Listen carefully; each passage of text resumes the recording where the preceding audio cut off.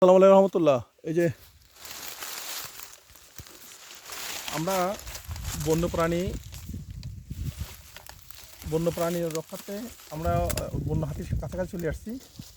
এই যে সামনে পাড়া, এখানে ওনাদের আসলে দেখতেছি অনেক কলা বাগান। এই কলা বাগানে যে কলা গাছ ক্ষতি করতে আসছে, সেই কলা গাছ আসলে বন্য হাতি, তারা অবুঝ হাতি, তাদের ক্ষতি করার এটা স্বাভাবিক।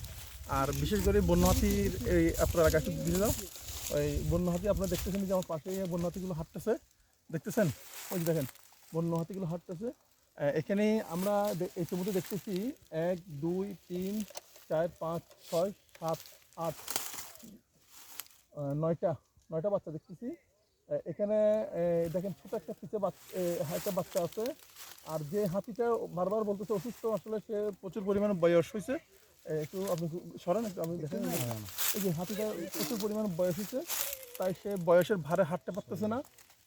আপনারা এই ছবিতে ওকে বয়স মনে করে অথবা অসুস্থ হয়ে মরে গেছে মনে করে আপনারা কাছাকাছি যেতে চেষ্টা করবেন না। কিন্তু ইনশাল্লাহ আমরা বন্যপ্রাণীর রক্ষার্থে আমরা বন বিভাগের লোক, রাজস্থলী রেঞ্জ কর্মকর্তা যেমন তুহিনুল স্যারের নেতৃত্বে আমরা এখানে আছি।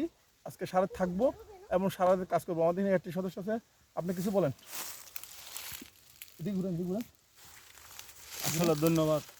আমি কি বলবো, এদিকে ঘুরে এগুলো তো মনুষ্য, বন্য প্রাণী, বন্য হাতি। আসলে এদেরকে কি বলবো, আমরা এদের তো একটা প্রাণ আছে, কারণ এদের প্রাণটা বাঁচানো লাগবে। কারণ সরকারের বন বিভাগে এরা ঘুরে থাকে। আমি বন বিভাগকে, রাজস্থালী কর্মকর্তাকে আমি ধন্যবাদ জানাই। এদেরকে একটু আসার, এসে দেখার জন্য দেখছে, ওরা দেখে বলতেছে কি করবো। এরা তো আসলে ধন্যবাদ। আর কি বলবো,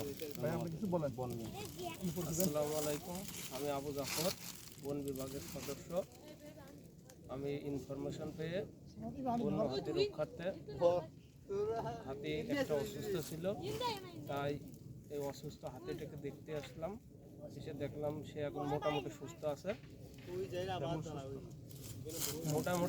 আছে, এখন পরবর্তীতে আমরা আবার পদক্ষেপ নিয়ে হাতিটাকে রক্ষার্থে কাজ করব।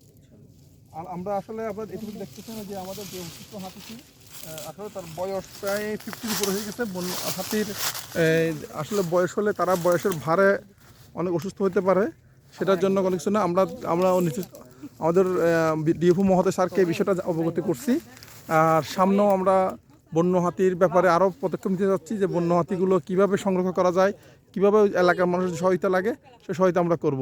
আর আমরা যারা রাজস্থলী উপজেলা আছেন, অবশ্যই আপনারা একটু খেয়াল রাখবেন, আপনাদের আশেপাশে লাইটগুলো জ্বালায় রাখবেন।